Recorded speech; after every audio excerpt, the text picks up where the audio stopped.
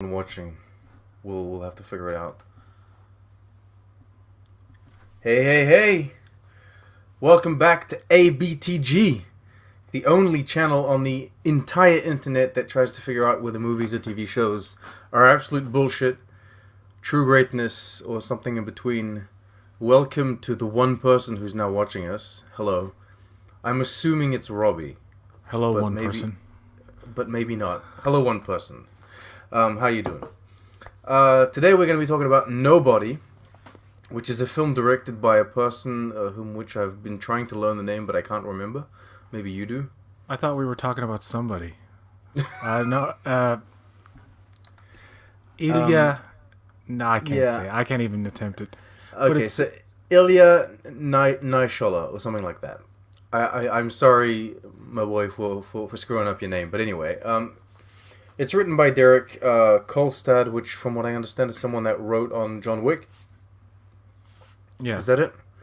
And it's starring Bob Odenkirk, everyone's favorite sleazy lawyer from the Breaking Bad franchise.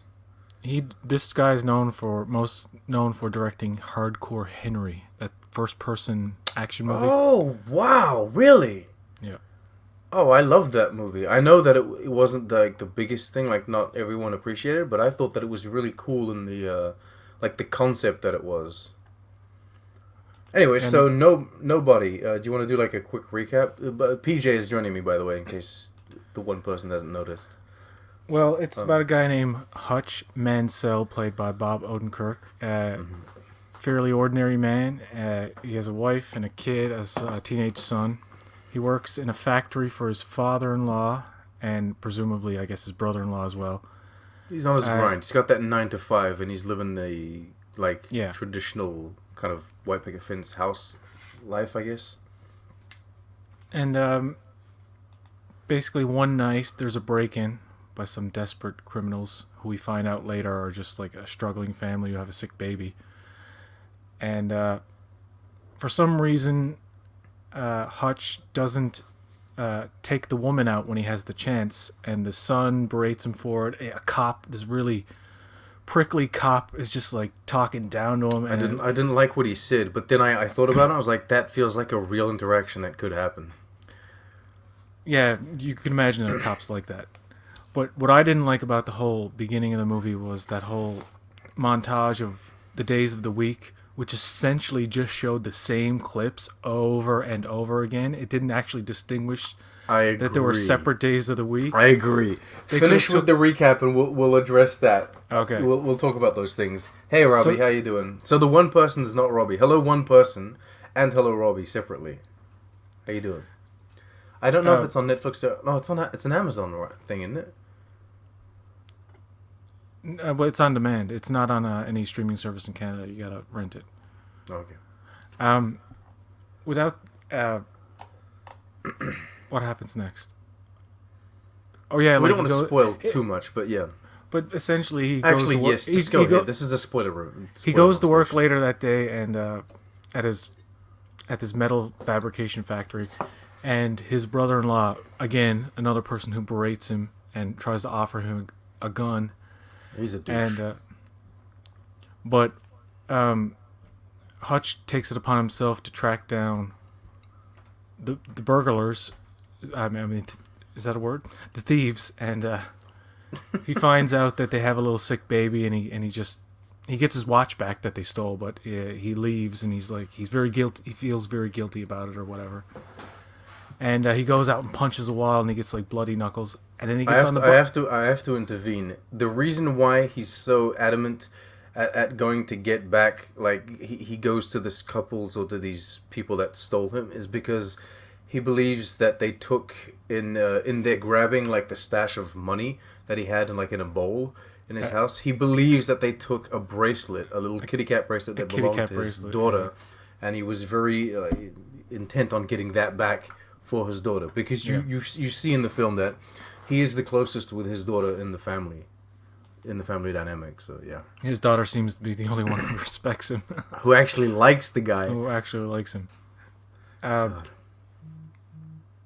So essentially, what happens? He gets on the bus, and then there are some Russians Russian gangsters who are drunk driving, and they crash, and the bus stops. And for whatever reason, the bus driver lets them on. Like, she's got to be like... I'll just drive off. She's not too bright. I'm a bus driver. I got like 5-6 Russian mobsters that just crashed a car. They want to get on my bus. I'm driving... Even if it's a red light, I'm driving away. Exactly. And they're clearly drunk. They're clearly not good people. I mean, it's one of those things where you can judge a book by its cover pretty easily. Right? Like, they got they got all the fixins, you know what I'm saying? Yeah. You can tell right away there's some kind of foreign mobsters, because the guy looks at the bus right away. The nephew, or is it the nephew? Yeah. Yeah. Yeah. The nephew of the big gangster. He looks at the bus and he goes, bus, like that. So you hear the accent. So anyway, Is he not the brother of the gangster? Yeah, like little brother. He's the younger brother. Yeah, the little brother that he never liked or something. Yeah, and the bus driver sees that they're drunk, have alcohol in their hand, lets them on, and still's like, yeah, no alcohol. They do the slow motion thing, which I love. Anyway, Bob Odenkirk. Oh, I liked how the big guy with the book kind of stands up, and it seems like he's gonna do something, but he's like, no, even I'm not that fucking crazy, you know. Well, I mean, I don't know how tough you are, but would you, like, you can face a guy, I guess. Like, you know what, you can stand up to, like, a guy, maybe 2 if you're really brave. You're not gonna stand up to, like, 5-6 people. You know what I mean? That's kind of suicidal. And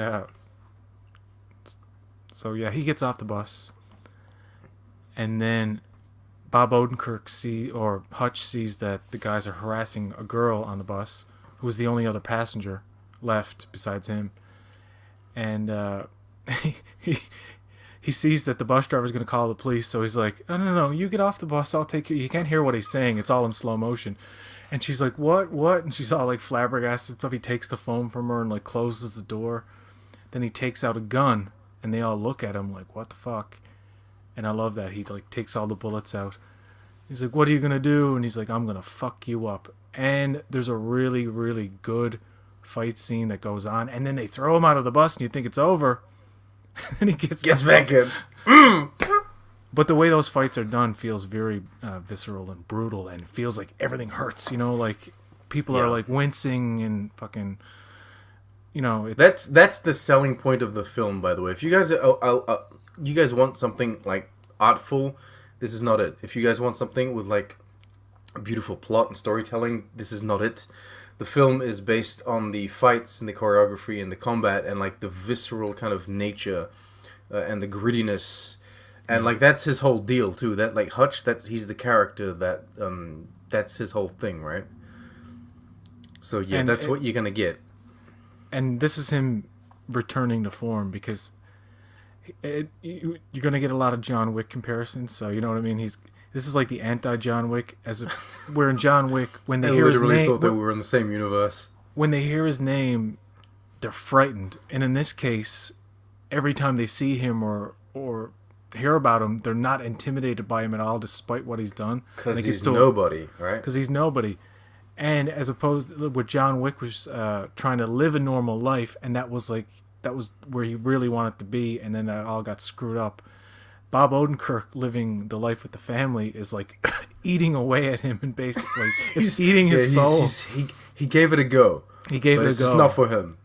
And I like how, you know, he's got that half brother played by RZA, you see later, who's talking to him through the radio, and you find out that Christopher Lloyd is his fucking father.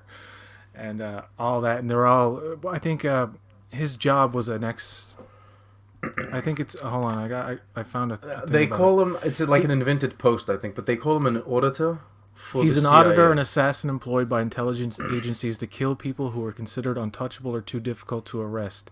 He did his work diligently until he let a target he was supposed to kill for embezzled U.S. government funds go free. Returning a year later, Hutch found...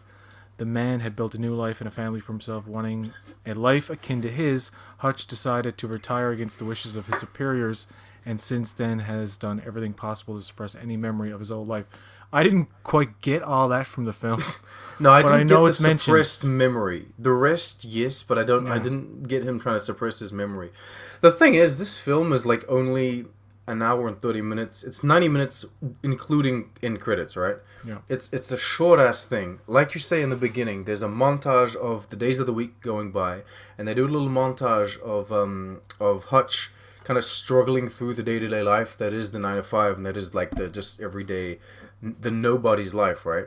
Yeah. But like you say, they're reusing fucking footage. They didn't film every day, or they didn't film different segments that will, like, we're gonna film what will be used for Monday, what will be used for Tuesday. It's just like they recycled shots. Yeah. Everything feels so cheap and so small and independent about this film, except when you start getting into the fight scenes, where you see that that's really where they spent their money, where they gave Bob Odenkirk the training, because he's doing all his fights, he's doing all his stunts. Well, the CG and the stunt work is all, all that's like really well done. It's only really the first bit of the movie that's any kind of disappointing. Like, it doesn't start well for me. Like, the montage, the robbery, and then everyone berating him, and it's like, this is just so it feels forced. You know what I mean? It just feels like they're trying to push this guy into snapping.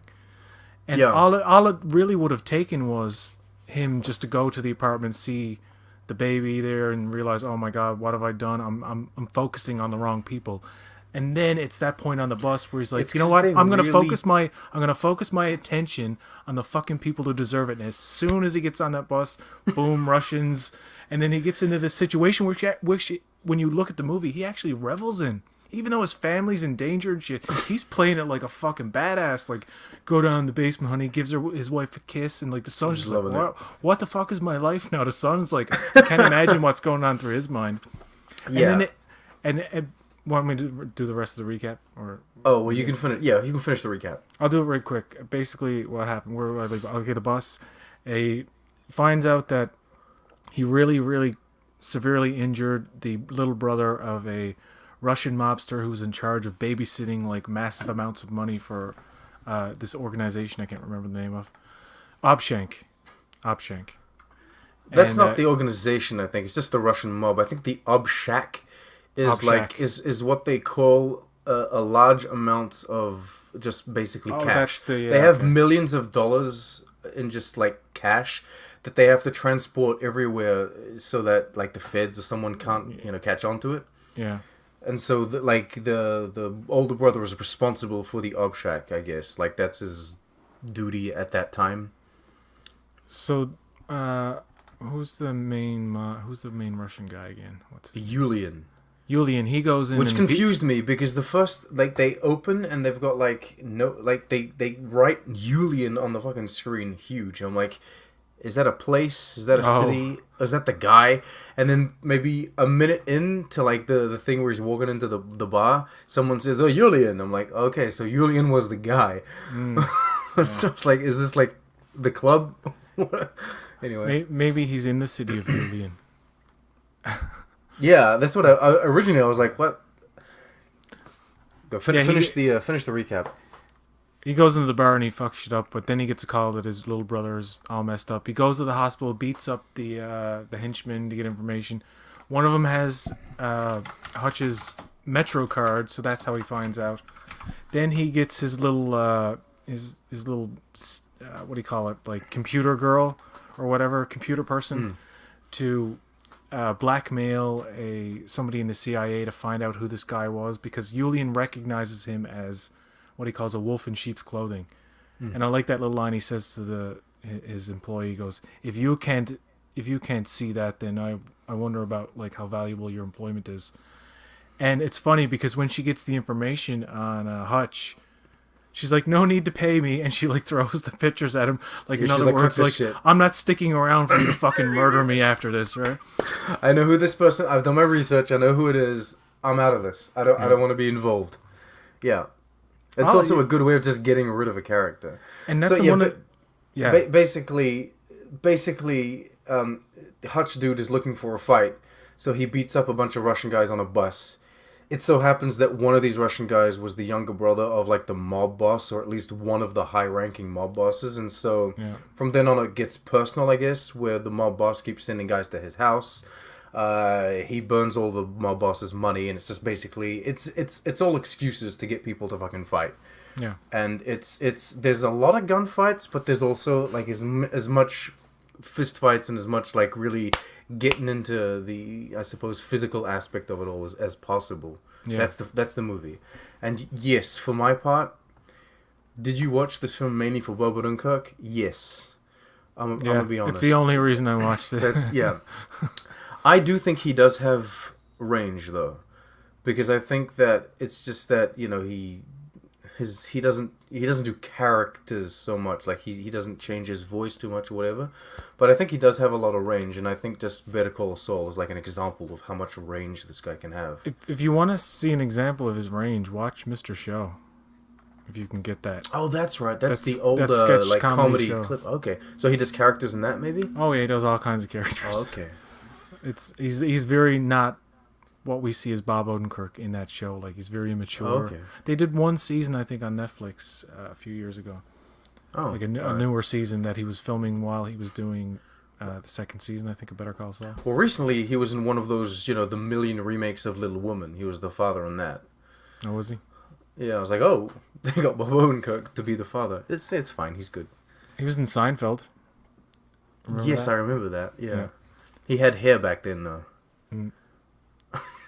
Yeah, so basically, the assassins go to the house and he burns it all down, goes to his, buys his father-in-law's company just so he can have a Home Alone style trap set up later, right? Yeah, he has awesome. like an R-rated Home Alone style get up at the end in the company or the factory. They do a similar thing in a movie called The Equalizer with Denzel Washington, and it's all at the Home Depot.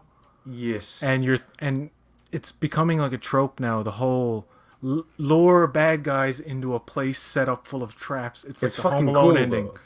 It's awesome though. I love it. Oh, I love it. Yeah. I love that. The first kind of sort of thing similar to that is, do you remember the first Scorpion King movie with The Rock?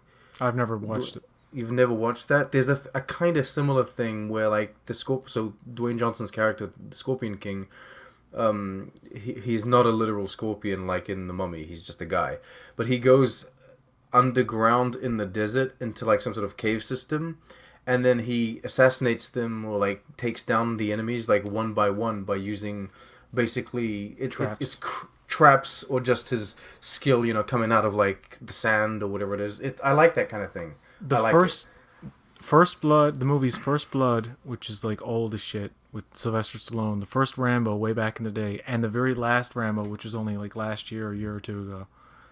Is that the one that people called racist?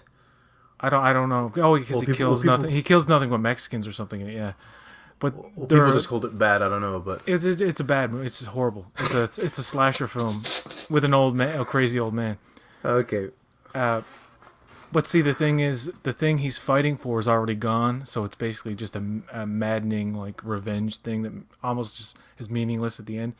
No, but okay. Those two movies incorporate that kind of thing too, where he leads the cops, or in the last movie, the cartel guys, into a place where at any corner, like something could go through their head or their feet could get cut off, or like it's like those kind of movies where the bad guys are trapped and brutalized can be fun, but in the case of like the last Rambo, it's just like they don't do that well.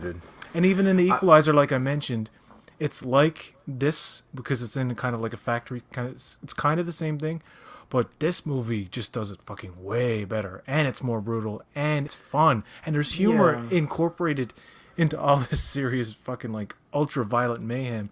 So there's Equalizer. He's alone in this. In the final sequence here, he's not alone though. Hutch, our hero. I can't quite remember if he does get help, a little bit of help at the end. Equalizer. Oh, that's right. Isn't there like a fat guy? I don't know. There's a funny fat guy that helps him. Maybe it's not nearly as memorable as this one. The crazy thing is, I mostly remember the end fight sequence of Equalizer 2, which was not as good a movie. I can't remember that at all. I think it was Denzel Washington and the guy fighting in the rain. Yes, that's it. Yes, okay. On like a half island, or like a near the ocean kind of thing. All I remember was a lot of CG. A lot of CG was happening. Yeah. The best thing of all of Equalizer 2 is the B plot of With the the kid? Yeah, Yeah. anyway. It's the only thing I remember from the movie. Yeah. Okay. So to get back to what you were talking about earlier, speaking of kid, they really try to force the idea that this guy is like trying to be a nobody. He's trying to be someone that isn't like he isn't this ex-CIA murderer. He's just a regular dude trying to live his life, and so they try to. I don't know if the film tries to convince you that he's, because at this point they haven't revealed who he truly is. So I don't know if they're trying to convince you that he's like a scaredy cat, or that he's not willing to do what it takes to defend his family. But I think they go too hard in the opposite direction. Like the film makes every character obnoxious to a point where it seems like everyone enjoys violence and seems to believe that is the only way of solving problems. Like his son is like, "Oh, you should have beat the shit out of that person. Why didn't you do it?" Even the cops like, "Wow, if that were my family, I would have fucked that guy up." It's like The movie. When I say the movie didn't start out well, it doesn't start out well, but that shittiness ends at one particular moment, and it's after his son says, "Oh, Dad, why didn't you take her?" And it's after where the cop is like, being a douchebag, and it's right where the moment where the neighbor comes out with the is that a Trans Am? I guess I don't know what kind of car it is. The white car, was it a Trans Am? it's like a Dodge Charger or something, isn't it? Oh, Dodge, whatever it is. I can't remember. Anyway, when the neighbor comes out, and I'm thinking, oh, here's another one's gonna, say something to him, and then he's talking about, this can go 0 to 60 and whatever. I'm about to find the fuck out. And then he blasts Pat Benatar's Heartbreaker. And I love how that ties right into the moment at the end when Bob Odenkirk steals his car and says, "Go to 0 to 60, I'm about to find the fuck out." And he plays the exact song that the douchebag neighbor played. So that was a good payoff. And it was around that where I was like getting into it. And then when you meet the brother-in-law in the next scene where he's like pointing the gun at his head, I was like, oh no, is the whole movie going to be this until he snaps or something? And then it ends right there. It actually does. Like, it doesn't. The next conversation he has, I think, is with his father-in-law. And his father-in-law is actually being a decent fucking nice guy to him. And I'm like, okay, at least the father-in-law isn't fucking. The only thing about the father-in-law is that he doesn't want to sell the business to Bob Odenkirk or Hutch because he doesn't think he has money. And I love how later he comes in with the gold bars, right? He's got these... And he's like, yeah, sold. And then the brother's about to punch Hutch. And Hutch just like, boom, right in the stomach. He's like, sit down, take a breath. That was a huge payoff. So the fact that the brother-in-law was a douchebag at the beginning actually had a great payoff. Just like the neighbor. But the cop didn't, you know what I mean? And the son didn't have any kind of development after him. No, I think I would almost play the son as one of the antagonists of the film, because like he's making it very hard for Hutch to live that life. You know what I mean? In this situation, like this could happen to you, to me. Like someone could. It's like you don't need your fucking kid shaming you because you didn't go and beat up someone. You know what I mean? It's like you don't need that. I have to acknowledge, though, the fact that he does say to his son at one point, I'm glad you did that. I'm glad you made that tackle, son. He's kind of praising his son for doing something that he, I guess, had to fake berate him for or not agree with earlier. But yeah. I'm not sure that's the best move. If there's like people breaking into your house with a gun, like I'm not sure jumping on one of them is the best move. What did you think of the wife, Becca? She was fine. The thing about her, I thought she was one of these cold, one note like wives who's just not interested anymore, and that's all it was gonna be. And then they had that moment when he comes back from the bus thing. And you find out that she not only knows everything about him, that she was probably some kind of operative herself. Ex-agent maybe herself, yeah. And I was waiting... She's healing him and everything. I was waiting for her to jump into the action at one point, like with Christopher Lloyd and the brother. But the fact that it was just the three guys at the end was good enough. I understood that the mother didn't want to do it. And there was a scene where she's angry and she's upset and everything, but she's understands what he has to do. And she's like... just get it done. I'll keep my son safe. Because she has to keep the son safe, right? She can't leave the son alone because they might go after him. And I think she could handle it, you know what I mean? I think I kind of understand that, like, maybe he opted out of this life, and so she did as well. Maybe they were like working together or something. There's no backstory on any of this. The movie doesn't waste its time on any of this shit. It's just like, anyway. But I kind of understand that maybe they had these kids together. He's still addicted to, like, he's basically addicted to doing what he used to do, which was beating people up, and you can see that he's like he needs to get back to it. Maybe she's kind of over it.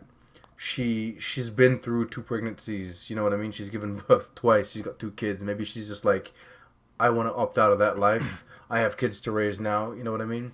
But she isn't the Breaking Bad wife, you know, like the really annoying kind of like, how Hank, dare am I you, under how, arrest? how Hank, dare am you I go under do this arrest? Am I instead under of take care of arrest? the family? Am I under arrest? Oh God, I hate that scene. Oh, it's like nails on a chalkboard. I mean, it's effective for what it is, but I mean, when I watched Breaking Bad last, I'm like, oh my God, it's the "Am I arrested?" Hank scene, where she like repeats it over and over to fuck Hank up, basically, right? And I'm like, But no, she's not like that. I will say though that she's kind of a cardboard cutout character, like most characters. underdeveloped. Her and the kid are underdeveloped, Yeah, basically. yeah, it's not cardboard cutout. It's underdeveloped. But then I would argue that most characters in the movie are underdeveloped because, again, that's kind of not what the movie was there to do. Like even the backstory and explanations for who Hutch is were very to the point. It was like, this is who this guy is, this is what he did, this is why he's here, and now he wants to do that. That's it. You know what I mean? I think there's a deliberate levity and like a kind of winking at the audience to this movie that's not very obvious or anything, but it's almost like when you're watching it, you know they won't go so far as to like kill the son or the wife. You know it's not going to be that dark. And even when the 2 brothers, RZA, Hutch, and the old man, Christopher Lloyd, are all in that thing, I'm like, will they kill one of the? They got to kill one of these guys because there has to be some kind of stakes or something. And I kept thinking, at the last minute, they were all laughing and they're kind of having fun doing what they're doing. I'm like, I bet you Christopher Lloyd is gonna, like, the father's gonna get shot and die, and that's really? gonna set the 2 brothers off. But it turns out that the brother just gets hit in the shoulder, and then Odenkirk is like, a flesh wound. Odenkirk is like, everyone dies. And when he says that, you think, oh my God, he's going to kill everyone in the room. But he actually means some sooner than others. Yeah. And then he kills the dude with the I like that. Even though That's a pretty cool final scene. It's not as impressive visually as I think they thought it was going to be, though. I mean, him running toward the guy and the bomb going off, and then like going to separate, and you see the guys like kind of like Gus Fring. Gus Fringed him. He fringed him. I was I went online after that and I was looking up, like, I was trying to figure out if that could actually work in real life, like if the physics of that would work, because I feel like it would just, anyway, I don't know, who cares, it was effective in the I don't know movie. why a metal fabrication plant would have bulletproof glass. I don't know why that glass was there either. It was like a very convenient shield just placed there. But well, he could. anyway. Well, actually, he set everything up beforehand anyway. Oh, so that's he had right. He had a gun. He had guns in the fucking Because he had refrigerator. military grade, like, explosives and everything. Yeah. So Yeah. yeah. But overall, it's a fun movie, and it's a good movie to watch, like, again, like, later down the line, and it would still be fun to watch with other people, too. Like, ooh, So you look at get that. John Wick vibes from this? Not as much as I thought I would. So would you rather watch, like, a John Wick or this? This. John Wick, what happens with John Wick, that franchise, the first movie, okay, he survives. You can believe it. Yes, a little bit of a suspension of disbelief. You get into the second movie, it's like, okay, this guy's not human. That's not the best one. The then- second one, in my opinion, is the worst. But But you get into the fucking third one. Holy shit. This dude, Captain America. it's Neo. Captain It's Neo. America wouldn't survive what this dude goes through in the fucking third movie. And he survives. And they're doing a part 4. How can he walk in part 4? Even if he's alive, how is he not paralyzed or fucking, like, half of his body fucking amputated or something? Like, no spoilers for John Wick 3, but how? How is he alive? You know what I mean? It don't make it doesn't.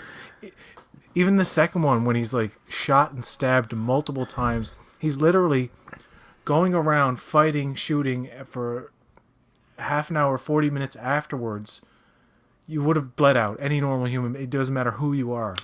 Yeah, so in this movie, he gets stabbed once in the bus, and then the movie kind of forgets that.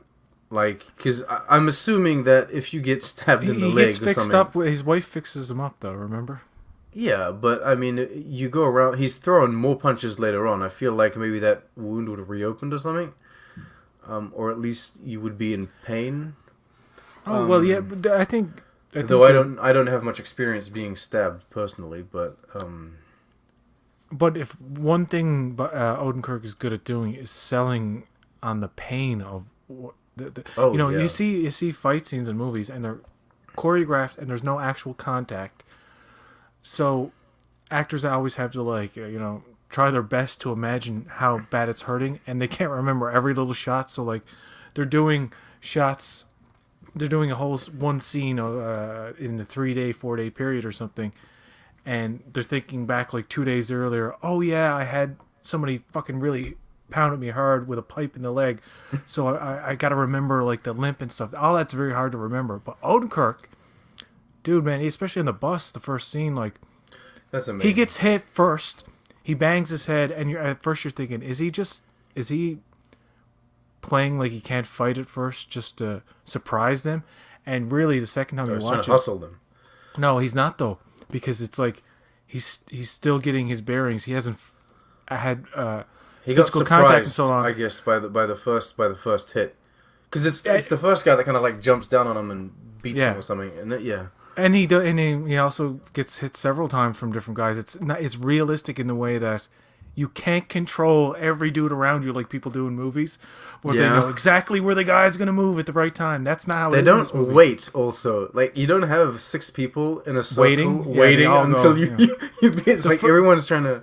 The first guy says, "I got this," and then So and they then stand all back just a go. bit. And Yeah. they even get a point where when the Russian little brother stabs him, when he stabs him, he has a look of fucking fear in his eyes when he does it, because he's afraid of what the guy's gonna do after he stabs him, right? It's like a guy like this, you don't want to stab him if you're not going to kill him, right? You should have gone for Yeah. the head.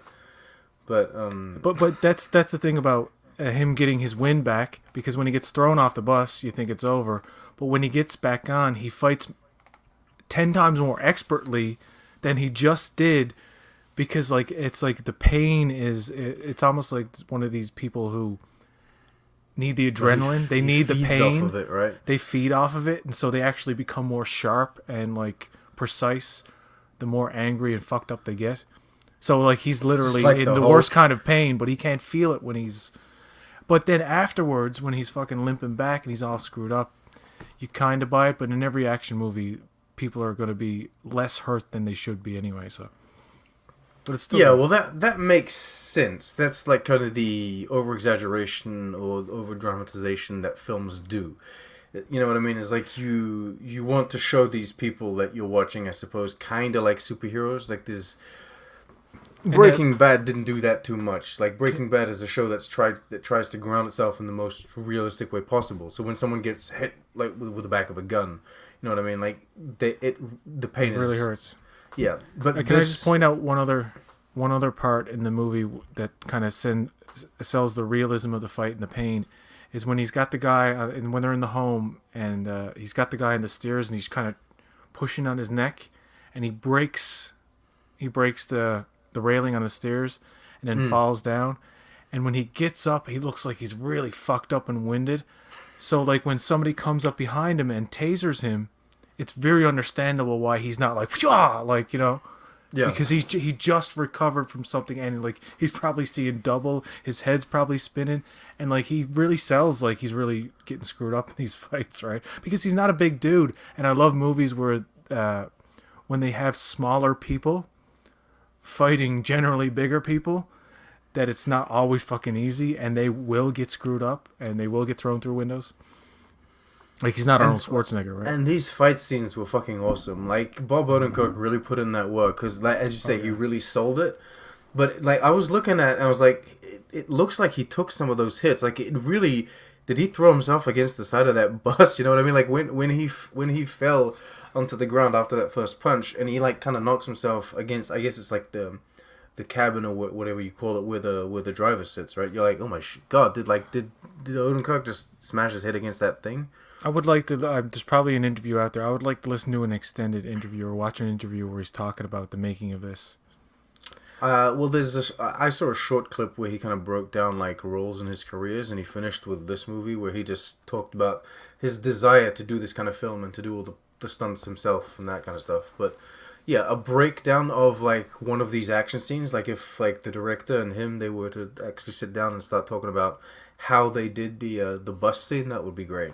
The editing is also really great in this movie. The editing and not only the choreography and the framing of it, but Yeah. a good movie, a good action scene is one with a lot of cuts that you don't say like, oh, there are too many cuts. You know what I mean? You never see these movies where it's like Mortal Kombat is a good example, the most recent one. There are way too many cuts back and forth between characters. They don't. One of the things about the original Mortal Kombat is they kind of did more wide shots. Right? There has to be a reason to cut. Like if you're doing a Liam Neeson film, right, and you're cutting 50 times when he's jumping a fence, that's just useless. Yeah, you know, shaking the camera. You don't want that.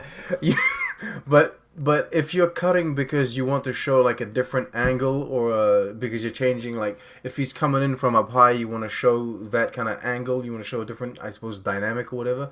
That makes sense. But these fight scenes were very fluid. And I was never nauseated, I guess, by like the amount of cuts or anything that they did. It all seemed fine. And it's great that, and especially in the bus scene, when you have the camera doing this thing where like you're seeing one guy, the knife with the guy with the knife is trying to stab the Russian dude, and you see the camera go down with the hand, and then you see the pan up to the guy like and then you don't see it, but all of a sudden Bob Odenkirk has the knife in the guy's arm when you pan back down. Oh, that was great. That's clever. That's kind of clever stuff that I fucking really love. And but it's great because you're kind of cringing throughout the scene because it's so visceral. Like you hear you're like and then it shows you the arm and you're like oh my god, yeah. And the other dude that's lost all his teeth and everything. How does it look? Good. It looks pretty bad. And the old music, the 50s, 60s, and some of the 70s. But there's a lot of like Frank Sinatra shit in there that goes very well, and they do these slow motion segments where they're playing like this grandiose music. But then when the fights happen, not every time, but especially I keep going back to the bus scene. Yeah, they got no music, like no sound. No soundtrack at all. I love it. It's excellent. It's just raw brutal sounds of the fight. It was fun. It was good fun. I wasn't expecting to have this much fun. I just wanted to watch it for Bob Odenkirk, and I wanted to see him do something different. I probably I wasn't expecting him to be an ex-CIA agent going into the film. I was expecting him to be nobody, to be just a dude that kind of craves kind of like a Fight Club thing, where he craves the need to go and fight, and so he kind of starts off with little street fights and then eventually, escalates until fighting all of these. But I guess that wouldn't have made sense. You couldn't have justified him defeating so many opponents, I guess, if that were the way to do it. You kind of have to establish that your hero is a badass in the first place. And one training montage won't cut it unless you're friggin' what's his name? Bruce Willis in what is it? Invincible, is it? No. Bruce Willis. Yeah. It's not Invincible. It's what's the glass Unbreakable. Unbreakable, that's it. Yeah. Yeah. But he's got superpowers, so that's different. I like the fact that they didn't kill off any of the characters, the good guys anyway, like the father or the brother or the wife or anything, because they fucking totally set it up for a sequel. They're screaming at the end of this movie, there's another one coming, don't worry, because they're going to the house, right?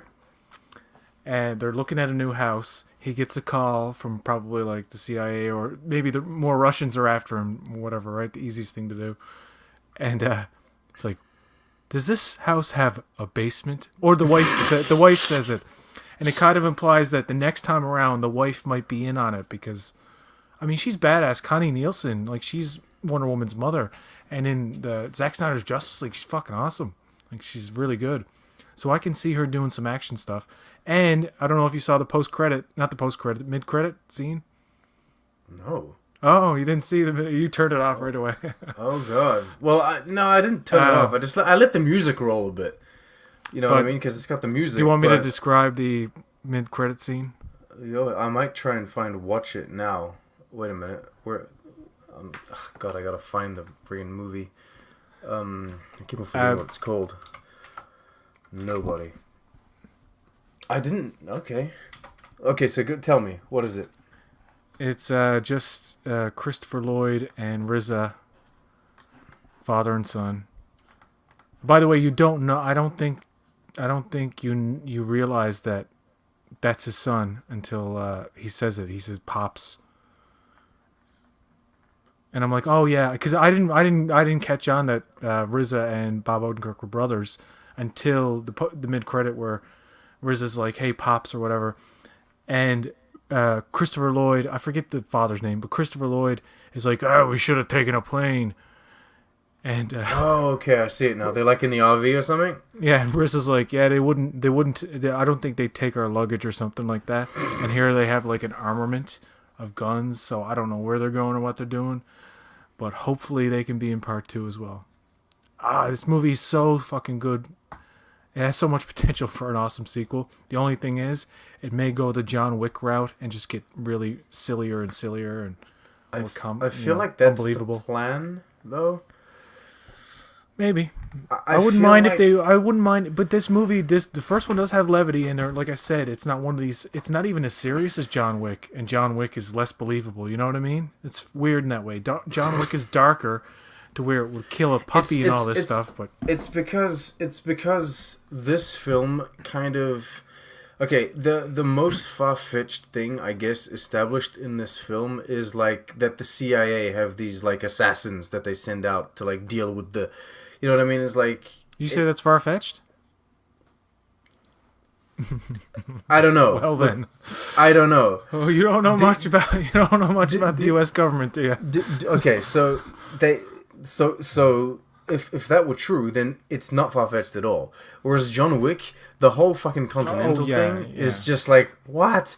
And the more they get into it, like every movie that goes by, as much as I enjoy the lore... John Wick is a more cynical franchise, I think, than this. That may be true, yeah. But as much as I enjoy exploring like the lore and the history of the Continental, they even have like a show apparently in development for John Wick. Yeah, that's been in development hell for years. That's probably not going to happen. Yeah. About the Continental. As much as I enjoy that, it makes it almost feel like a fantasy movie. It's almost as if there's like, the Wizarding World has like the Harry Potter. There's all of these wizards that exist that we don't know about. It's action fantasy. Yeah. It almost feels that way. Yeah. And it feels fucking magical because, as you say, my boy Wick never dies, right? And then there's the other guys. He looks like he's a fantastic magical wizard with all his pigeons and shit. Whereas this, you don't have that. I wouldn't say this is more realistic. It's more real world.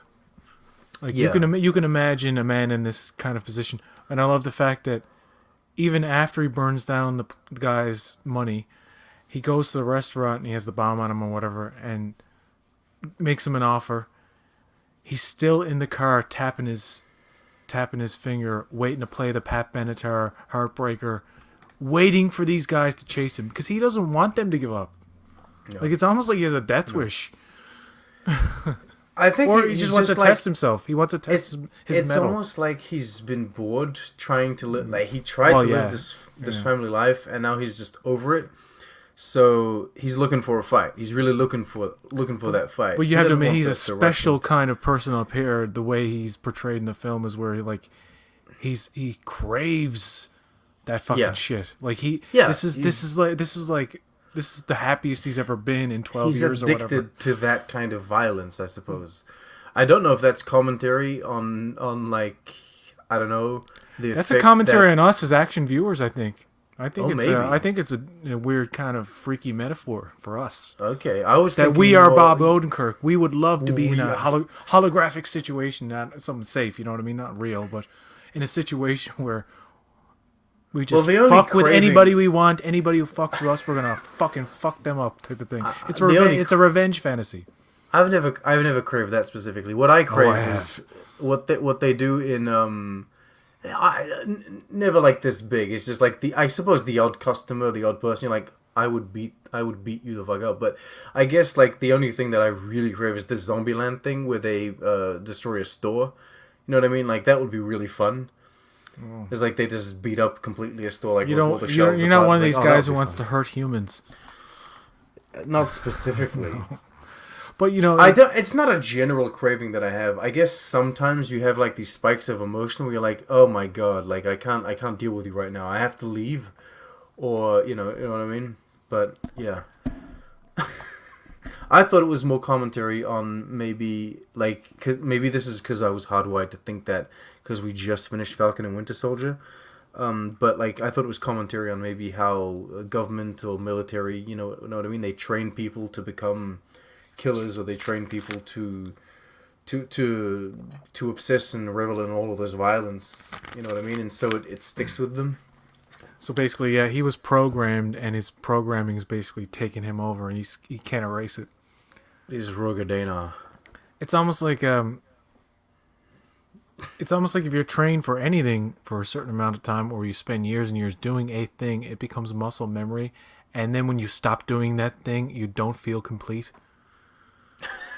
It's true. It's like even if you're an assassin who, say you were taking out the worst people who could have caused many people great amounts of pain and whatnot, it's still like a dark thing to kill people for a living, and that can have, no matter who you are, always has some kind of post-traumatic effect on a person.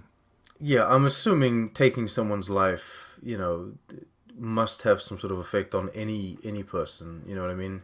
Now, you do have people who are sociopaths and people who have certain mental disorders where it does not affect them. Like, it's like scary as fuck. But that's a problem in and of itself, I guess. That's a societal fucking thing that we haven't quite figured out why people go like that. But in terms of government training people to kill, whether it's the military or Black Ops assassins, like the guys who were trained went to India and killed Bin Laden, like those guys have a special degree of training, and who's to say which one of those soldiers, as intelligent or not intelligent as any individual is, with the training, you're made into a robot almost. But there are people who can come out of that and say, that was my job, I'm a good guy, and everything's normal, I can live a normal life. And there are other people who it affects them in a very negative way where they can't quite deal with it, even though they were trained. So it takes a special kind of person, and I think in this movie, they're constantly reminding you that Bob Odenkirk is a special kind of dude. Yeah, he's kind of different. Who actually likes the chaos. Like he's addicted. Yeah, like you said, he's addicted to the it. actors specifically as well. Like they got Bob Odenkirk. He's got that little smile. You know what I mean? He can nail that little kind of smirk. Where you feel like, oh yeah, this is what he's been wanting and needing. That's it, not wanting, needing for the past however many years. I need my blood. Is he too old though? He's 56 or something, isn't he? Something like that. Is he too old to like handle multiple sequels if they want to do that?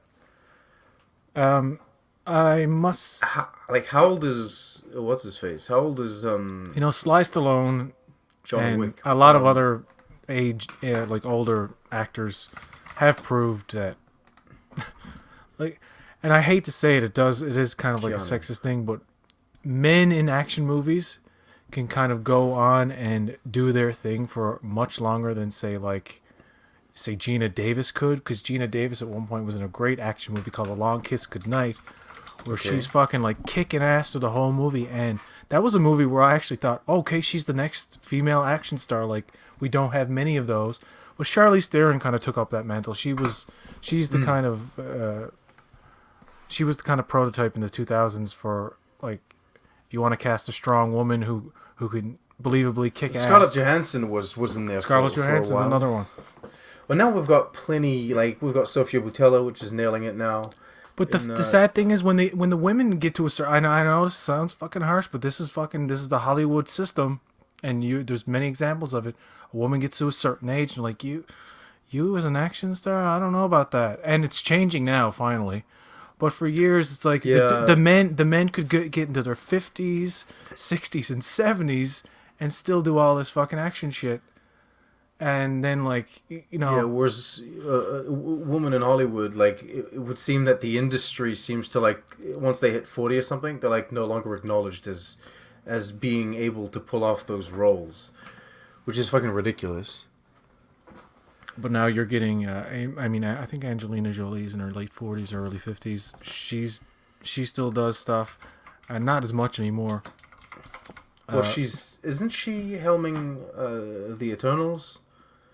She's one of the characters. She's one of the cast members. She's the main, isn't she? No. No? It's an ensemble cast. Like, you could come debate. On. There's gonna be a leader. There is somebody that they pointed out as if you were going to have a main character, it is God, I forget the goddamn name all of a sudden. I know who you're talking about. It's not Kit Harington. It's the other one. No.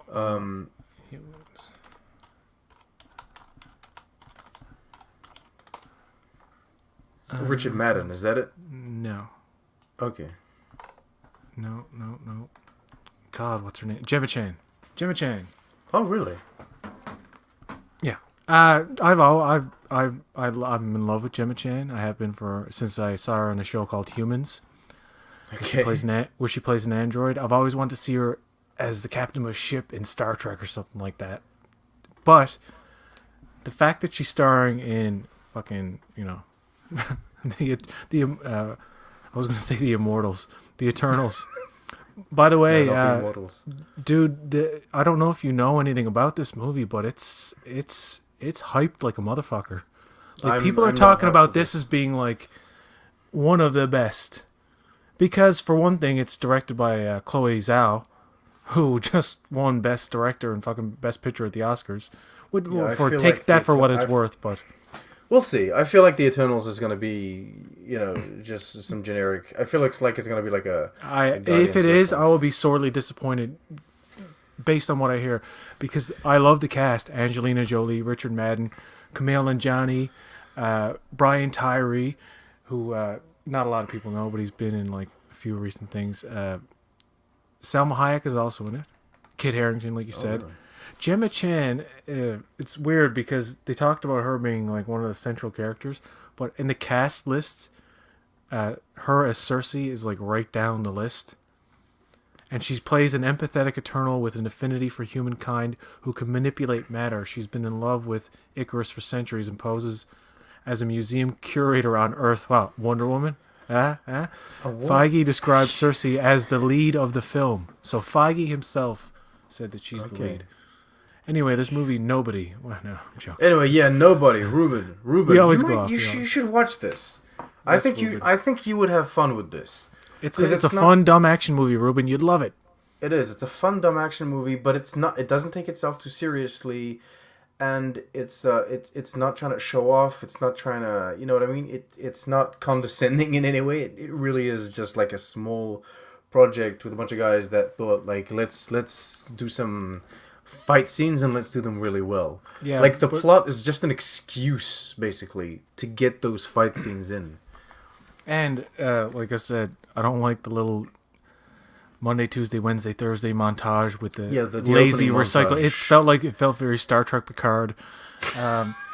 It really did, where it's like, well, we're not going to bother to do the work in some parts of this. We're just going to recycle the same clips over and over again.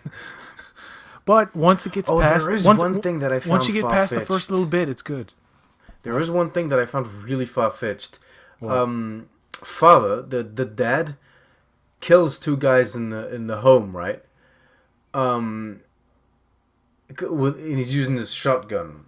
Boom! He blasted up, and then when the what is it, like the clerk or the nurse or the dude comes in, the father's got the TV volume turned up to the maximum, and he's like, "Ah, turn that shit off, or turn it down, or whatever it is." And he doesn't.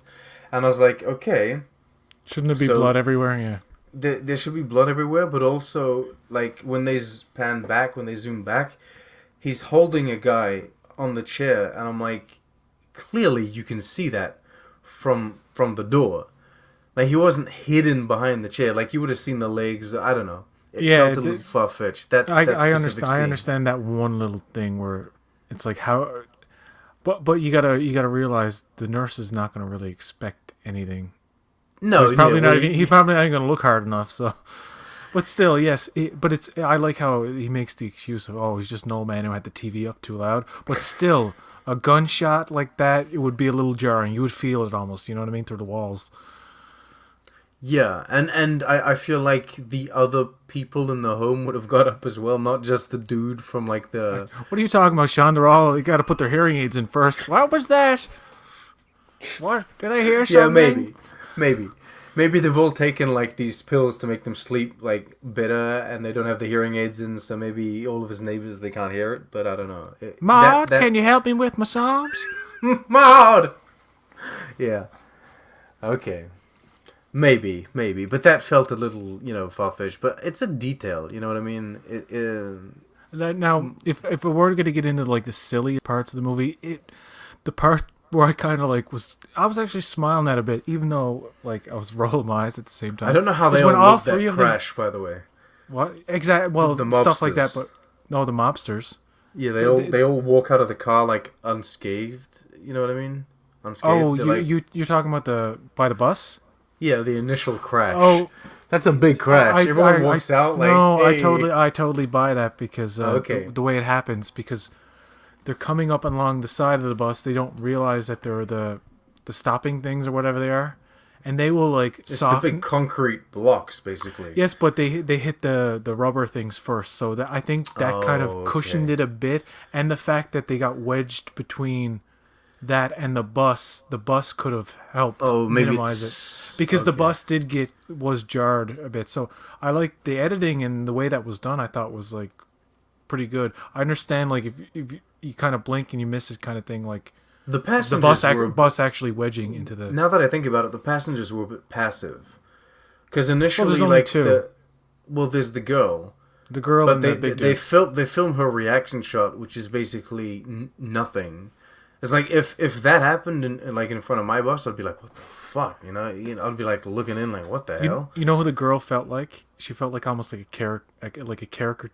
I can't say the word caricature of a damsel in distress, where like they're almost like playing it for laughs because she's like sipping on things. She's kind of giving this wide-eyed look to the guys, and she really has no other reaction. Like there's not a genuine sense of fear in her, but you know that Hutch has.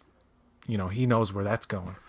I mean, they could do anything. You know what I mean? I don't think they say anything specifically to her, but the way that they all kind of stand around her in an intimidating fashion, it's just like, well, like the scene it implies it very, And to be completely simply, to be completely fair to the bad guys, even they didn't do anything drastic yet. They were bullies and intimidating.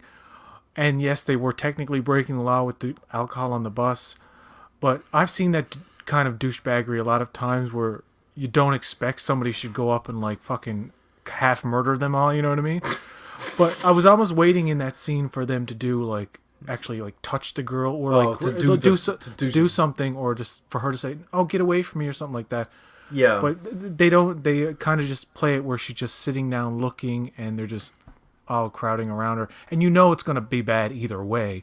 It's just he's looking for a fight. He just wants to get it over. He knows these are the guys he's got to fuck up to get his therapy, you know what I mean? So like he has to get at it right away.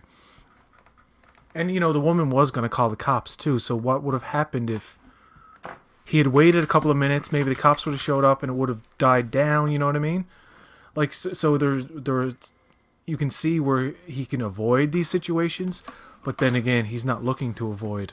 He's looking to instigate. Yes, that's his whole thing. He wants the fight. He needs it. Fight.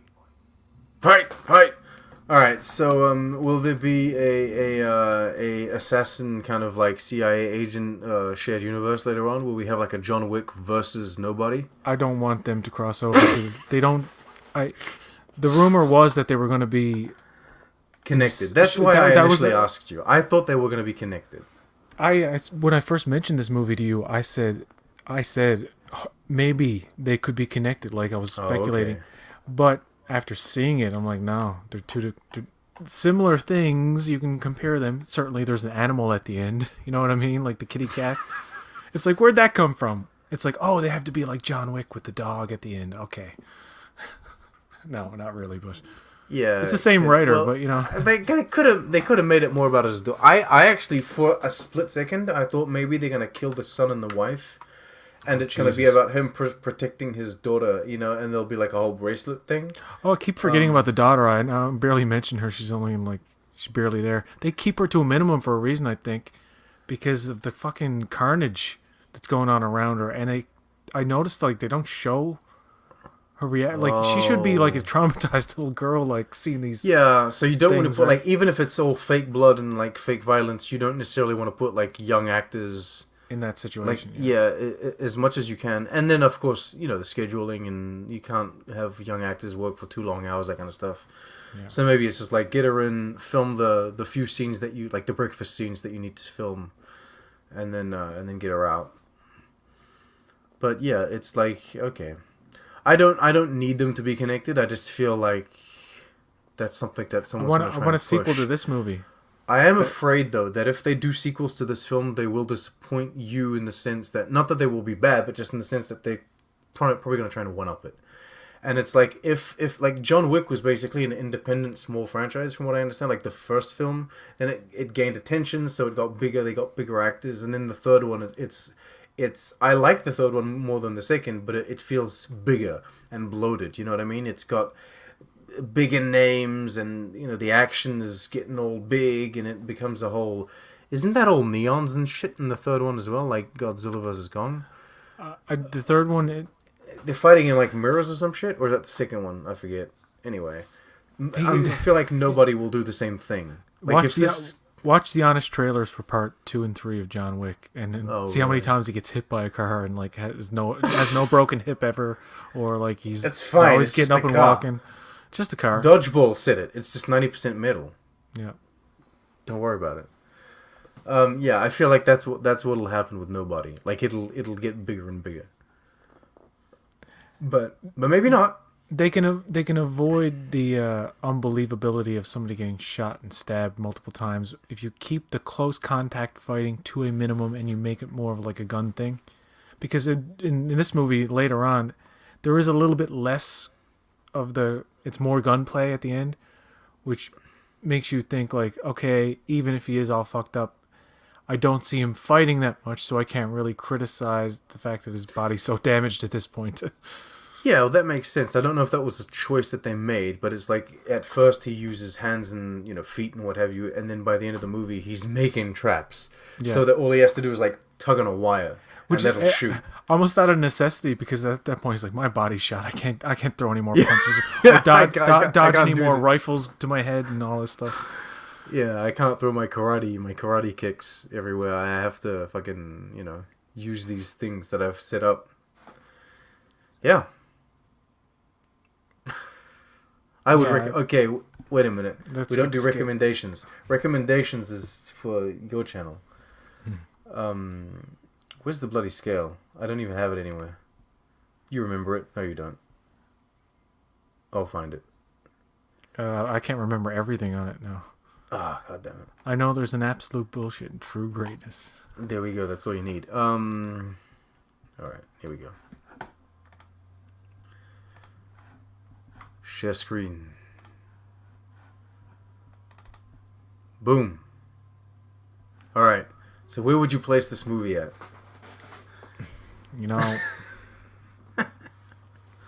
I think it's one of these movies. It's on the higher end, not on the lower one. I know it may be premature to say this about a movie I just watched yesterday, and I watched it today earlier. Oh god. And I enjoyed it just as much the second time, except for that stupid beginning. Okay, I'm gonna have to give it a great. Okay. I think it's gonna go down as one of these like classics. Like it'll be like a 20s classic. Oh, Like, really? remember that like the greatest action movies of the 2020s, like 15 years from now, they'll be like, Rambo 16. no, Rambo's done now. They killed it? But I think nobody's gonna be on that list. I think it's gonna be a cult. It's gonna develop into some kind of cult classic. Okay. I would give it a good. I don't feel comfortable giving it a great. Just Understandable. You know what I mean? But I don't know, man. I have a weird affection for this movie. Maybe because I'm a psycho and I want to go out and fight people. No, no. It has that revenge. It kind of has that like revenge, like But don't fuck with me. I'm crazy. Like I was there's something pleasantly appealing about that. surprised by this. I wasn't expecting to enjoy this movie like half as much as what I enjoyed. Like I was really going in. I was like, hey, I'll watch this because it's Odenkirk. He's fun. I like seeing him on screen. But then like, you really get kind of caught up into this, and I liked his brother too, RZA. Like that, I immediately knew it was him by the voice. You know what I mean? And his little save with the sniper rifle. He's like, and he's pissed off. He's like, I told you I wasn't gonna come and save your ass, but anyway, you're my brother. I don't know if the brother thing is ever. I don't know if the brother thing is mentioned throughout the movie. I just know it was pretty obvious at the end when he calls. No. There's a picture. I think there's like a framed picture with like, there's two little kids and the father, and so like, you know what I mean? And this is why I think a sequel will be really fun, because you got only a taste of what the father. Hopefully, Christopher Lloyd is still around for a sequel, and RZA can come back. But I want Connie Nielsen now, because they hint at the end two of them are like kind of on the same page again. They're probably like screwing like mad, like bunny rabbits or something at this point. Like they're all like jacked up on the adrenaline. So now they're like but seriously, they're getting a new house. He gets a call. The wife's not even worried. The wife's like, place got a basement, and it's like, oh shit, sequel. The wife's gonna be fucking teaming up with her brother-in-law, and her fucking father-in-law, and it's gonna show like it's gonna have cutscenes to her father and her brother, like on the beach sipping Mai Tais or some shit because they got all the gold. It's like, yeah, I'm glad we sold that to Hutch. What happened there anyway? Where all that blood come from? So do you want the kids to stay kind of innocent, or do you want this to turn into like kind of The a son's got to get professional involved. thing? Yes, the son. He's got to be out in the woods training his son, like Nicolas Cage trains the girl in Kick-Ass, or something like that. And but I was gonna talk about the daughter, like in the professional, I how don't like know the about little girl becomes a badass. Yeah, I don't know. We'll see. You could also not only with Bob Odenkirk, but like see maybe RZA's family or something. I don't know, or extend it, but have it be if where they do a sequel, they'll build on kind of like all of that history, how they became siblings, that kind of stuff. Like I'm assuming just the father adopted RZA. You know what I mean? It's this in the character description. It's half brother. Oh, okay. Like Christopher Lloyd is his father in the movie. Oh, okay. Yeah. But I can't. I think they should make a sequel. Nobody 2 already has an opening scene, says screenwriter. Okay, so that I can believe that in the sense that the house that they filmed, if they didn't, because if you do a sequel, you have to film it in the same house as they said, like they have in the end of the movie, right? Yeah. So if you didn't yet know if you were gonna do like a sequel, or if you didn't, maybe you would have done it without actually going physically to the house. But maybe they filmed that scene, and then they filmed like the opening sequence of the next movie, where it's already a fight scene in that house. You know what I mean? It was made on a budget of $16 million, and it did pretty well for the times because it made was it released in theaters? No, I think it was only on demand. Nobody was theatrically released in the United States on March 26th. But it was on demand. It's been on demand for over a month now. So, okay.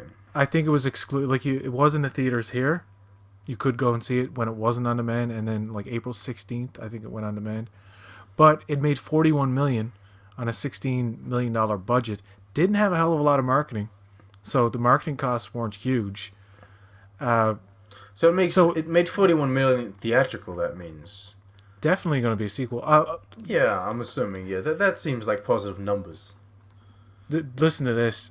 Derek Kolstad stated that there is potential for a crossover between the John Wick franchise and Nobody. Of course, I know. Of course. While it would be done in a small Easter egg reference manner, but not Marvel's MCU universal. Yeah, that would be. I would prefer that, like an Easter egg, and not an actual crossover, because I feel like the tones of these movies are too different. Like there's a cynical kind of like darker nature to John Wick, even though it's more like a fantasy movie. If you do it well, you can kind of play those two tones, like imprint the tones of each respective franchise onto the characters, and then have that kind of dynamic with like the two characters, clashing, I guess. But I think the biggest kind of crossover that you'd see would be like maybe they would reference the Continental the establishment in like the next Nobody, you know what I mean? Yeah. Mm. Anyway, they need to call it like Two Nobody, Two Furious or something. Like the next one. Or like Nobody Back to the Basement. Yeah. We'll see. We'll see. Or maybe Nobody 2 TOO, as in like the wife's in on it too, and she's like, No. I'm Nobody 2. It's like in Ghostbusters 2 where they're like, we're gonna put the thing on all the symbols, and we're gonna say it's the peace sign, but we really mean it's Ghostbusters 2. Nobodies. All the right? Nobodies. The Oh, that's Nobodies. good. The Nobodies. Or just Nobodies. I don't know. Whatever. Who cares? They might just call it Nobody too. Nobody John Wick 2 has John Wick is fucking annoying as hell because they called the first one like John Wick, and then the second one is what John Wick. What is it? Just John Wick 2 or something? Yeah, John Wick 2. And then the third one is like John Wick John Wick Chapter 3. And No, then they were all intended to be chapters. Like yes, actually the second one is called Chapter 2. Oh, okay. And the third one is called Chapter 3 Parabellum. Yeah, okay. They added the okay. Civis Wick- pacem parabellum. If you want peace, you must prepare for war. God damn. They stole that from Star Trek. Isn't that like the terrible ass Saru episode? It's episode 8 of season 1 of Star Trek. Isn't that Discovery. the blue planet with Saru running It's the around? Yeah, it is the worst episode of the show. Of the entire show. Actually, one of them. Yeah, There's a couple of bad ones. It's one that strikes me as terrible. Anyway, good ones too. That's it. We've gone off track as usual. We did talk about Nobody mostly. We did talk about Nobody mostly. It was a fun thing. It was a fun little film. Mostly. Ruben, if you're still around, watch it. I highly recommend it. It's just whatever. It's Fold your laundry for like the first few minutes while the shitty montages happen. It's a testosterone fueled adrenaline rush. Yeah. Of middle-aged madness. You who complain about the pacing of Picard, this is paced a lot, a lot better. It's a lot choppier than Picard was, so you'll appreciate it. I'm sure you will. All right, that's it. Thank you so much for being here with me and talking about not John Wick. It was great. I enjoy these little chats. And we'll be back to talk about probably Invincible sometime soon. I'm gonna try and binge this show as much as possible so I can finish it. And then we can talk about that. Though I feel like my opinions aren't as positive as yours or as like just the general internet. Hey man, you like this movie, so there must be hope. Oh, I have shit taste. Is that it? No. You point out things I didn't know are wrong with something, and I'm like, oh yeah, you're like that guy from CinemaSins almost sometimes. You're like, this thing doesn't make sense. And I'm like, oh yeah, it doesn't. Oh well. Oh well, who cares? Well, I mean, sometimes I'll look at something and I'll be like, that doesn't make sense, but I don't care. It's like, yeah, it's fine. Just. But leave like, it. I can't wait to see the second season of fucking Raised by Wolves. That should be good. Oh With yeah. the third season of The Boys. I don't know if that's gonna get better or if it's because it felt kind of anyway. Yeah, Invincible takes patience because it. Oh really? It's only when it gets to episode 5 where, there's stuff happening in every episode, but yeah, it's the second half of the season is definitely a step up from the first half. Although I don't think the first half is bad. It's one of these shows that's disguised as a more friendly show than it turns out to be. Like if you watch the first episode, you're like, oh, this seems pretty like PG. It's almost. done on purpose. It's because they want to they want to have that shock factor. You know what I mean? They don't want to open with like they could have opened with like extreme violence, but I think they must have believed it was more effective that way. Anyway, this doesn't open with extreme violence, but there is extreme violence in it. Nobody, and it's I guess you could call it gratuitous. Is it, or is it? I don't know. Yeah, they you know what the thing is? It's one of these gung fu things where everything happens so fast. You see the bullets and the blood flying. They never really linger on anything in a gory sense, except for the bad guy at the end, which is they linger on him appropriately long enough, I think, but they don't. Nothing's really in your face about it. It's just kind of it's more fun than anything else. Yeah, it's more about the impacts. You know what I mean? Than the I suppose the results or the damage that comes from it. That's what it's gratuitous violence, but not the malicious kind. You know what I mean? Where it's like, hey, watch this gross thing for more than we need to linger on it. Yeah, exactly. All right, there you go. A good and a great. It's on the high end of the spectrum. Thank you for watching us, Ruben, and all you other people that joined us. The one person that we don't know who it was, and Robbie. See you later. See you next time. And go buy a house with a basement. Yes. It might come in handy.